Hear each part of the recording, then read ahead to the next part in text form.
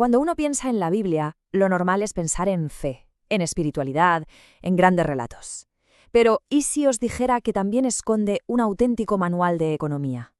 Pues hoy vamos a meternos de lleno en el Antiguo Testamento para descubrir un plan sorprendentemente detallado sobre la propiedad, la justicia y el comercio. Así que la gran pregunta es esta. ¿Qué dice realmente la Biblia sobre la economía? Pues las respuestas son mucho más complejas de lo que parece, y lo que es más increíble, muy relevantes a día de hoy. Y ojo, no hablamos solo de parábolas o consejos morales, sino de principios legales súper específicos que de hecho sentaron muchas de las bases de nuestra sociedad. Para entenderlo bien, vamos a hacer este viaje en 3 grandes etapas. Primero nos iremos a los orígenes, a las bases económicas de los patriarcas, en esa era de familias y rebaños. Después daremos un salto a la codificación de la ley con Moisés. Y finalmente veremos cómo todas esas leyes se pusieron a prueba de verdad durante la época de la monarquía, la de los reyes y el gran comercio. Venga, vamos a ello. Vale, pues empecemos por el principio de todo, por los cimientos. Antes de que hubiera leyes escritas o reyes, ¿de dónde salen estas ideas de justicia y de propiedad? Pues para encontrar las primeras pistas, tenemos que irnos a las historias más antiguas que existen, a las del Génesis. Fijaos bien en esto. Cogemos una de las historias más antiguas que hay, la de Caín. Y sorpresa, ya encontramos un principio legal fundamental. Aquí no se habla de simple venganza, ¿eh? Al contrario, lo que se establece es un castigo que sea proporcional. Y esto es lo interesante, una protección incluso para el culpable. Es como el primerísimo paso para construir una justicia que vaya más allá del simple ojo por ojo. Damos un salto adelante y llegamos a Abraham. Cuando su esposa Sara muere, él necesita un lugar para enterrarla. Y, podría haber tomado un trozo de tierra y ya está. Pero no. El Génesis nos cuenta con todo lujo de detalles cómo compra la cueva de Macpela. Y no es un trato de palabra, no, es una transacción pública, delante de testigos. Y esto es un momento crucial. Es el nacimiento de la propiedad privada como algo que se establece y se respeta con un proceso legal, algo que toda la comunidad reconoce. Pero claro, la propiedad no era solo la tierra. El trabajo en sí mismo era una forma de capital. El caso de Jacob es perfecto. Él paga por casarse con Raquel, trabajando 7 años para su suegro. 7 años. En esa economía, la riqueza no era solo dinero. Se medía en cabezas de ganado, en el tamaño de tu familia y, por supuesto, en tu capacidad de trabajo. Y todo esto estaba regulado por acuerdos y costumbres sociales muy arraigadas. Vale, ya tenemos las bases, estas costumbres de los patriarcas. Pues ahora pasamos a la siguiente gran fase, la codificación. Es decir, cuando todo eso que era informal se convierte en un código de leyes en toda regla. Y es que la ley de Moisés no es solo un libro de fe, para nada. Es en la práctica un auténtico manual económico para organizar a toda una nación.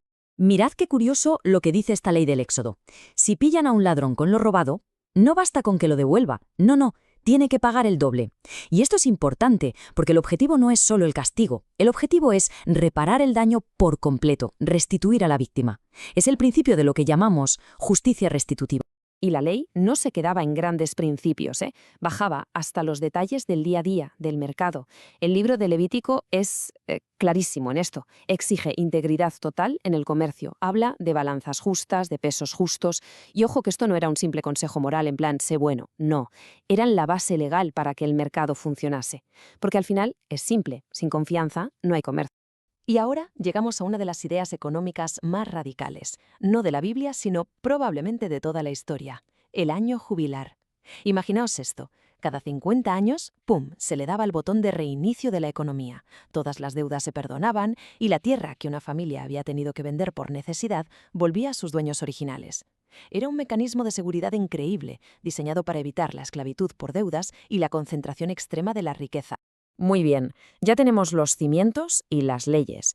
Suena muy bien en el papel, pero ¿qué pasa cuando lo aplicas en el mundo real? Un mundo con reyes, con poder centralizado, con muchísimo dinero y con comercio internacional. Pues vamos a ver precisamente eso, cómo este sistema se pone a prueba de fuego. Y el cambio es brutal. Pasamos de una era, la de los patriarcas, donde la riqueza se medía en ganado y en el tamaño de tu clan, a la era de la monarquía. Y aquí la riqueza es otra cosa completamente distinta. Hablamos de oro, de flotas comerciales, de impuestos que recauda un Estado ya centralizado. Es un auténtico terremoto económico. Y para que nos hagamos una idea de la escala de la que estamos hablando, solo un dato. El primer libro de los Reyes cuenta que una sola de las expediciones comerciales de Salomón trajo de vuelta 420 talentos de oro. Una sola expedición. Esto ya no es una economía de pastores. Esto implica diplomacia, logística naval y finanzas a nivel de Estado. Claro, todo esto nos lleva a la pregunta del millón. Tenemos un rey con un poder inmenso, casi absoluto, y por otro lado tenemos unas leyes muy claras sobre la propiedad. ¿Qué pasa cuando chocan? ¿Qué pasa cuando el poder del rey choca con los derechos de un ciudadano normal y corriente? ¿Quién gana esa batalla? Pues este conflicto tiene nombre y apellidos. Estalla en la famosa historia de la viña de Nabot. La cosa es simple. El rey Acab quiere la viña de Nabot, pero Nabot se niega a venderla. ¿Por qué? Porque invoca su derecho ancestral, dice que es la herencia de sus padres. Y aquí es donde la cosa se tuerce. La reina Jezabel básicamente se ríe de esa ley y utiliza todo el poder del Estado para asesinar a Nabot y, claro, quedarse con la viña. Y justo en ese momento, cuando parece que el poder absoluto ha ganado, aparece el profeta Elías para enfrentarse al rey. Y la acusación que le lanza es demoledora. Le dice: «¿Has asesinado? Y además usurpas». Fijaos en la frase. No le acusa solo de matar a un hombre, le acusa de dos crímenes a la vez: el asesinato y la usurpación de la propiedad. Para la ley bíblica, las dos cosas son inseparables. Y este es el punto central de todo este análisis. La historia de Nabot no es solo un cuento con moraleja, es toda una declaración de principios legales. Lo que nos está diciendo es que la ley está por encima del rey, que el poder del monarca no es infinito, no es absoluto, tiene un límite muy claro, y ese límite es precisamente el derecho a la propiedad de un ciudadano. Bueno, y ya para ir terminando, es fundamental entender una cosa. Estas ideas no se quedaron en el Antiguo Testamento, no desaparecieron sin más. Todo este debate sobre qué es la justicia, qué es la propiedad, cuáles son los límites del poder, todo esto que nació aquí, en estas historias, sentó las bases de una conversación que ha seguido viva durante miles de años. De hecho, se podría decir que este debate que encontramos en la Biblia se convirtió en el punto de partida para una parte enorme del pensamiento económico y ético de todo Occidente. Y tenemos ejemplos muy claros. Por ejemplo, si nos vamos al siglo XVI, un pensador como Francisco de Vitoria se basó en estas ideas para desarrollar sus teorías sobre el comercio justo. Y si damos un salto enorme hasta el siglo XX, gente como Max Weber estudió a fondo cómo la ética protestante, que bebe directamente de esta tradición, fue fundamental para el nacimiento del capitalismo moderno. O sea, que como veis, la conversación nunca se detuvo. Y todo esto nos deja con una última reflexión. Hoy en día, cuando discutimos sobre impuestos, sobre la propiedad privada, sobre hasta dónde puede llegar el poder del Estado, ¿somos de verdad conscientes de que estamos participando en una conversación antiquísima? ¿Una conversación cuyas primeras reglas, como hemos visto, se escribieron hace miles de años? La respuesta después de este viaje parece bastante clara. Su influencia llega hasta hoy y es mucho mayor de lo que podríamos pensar.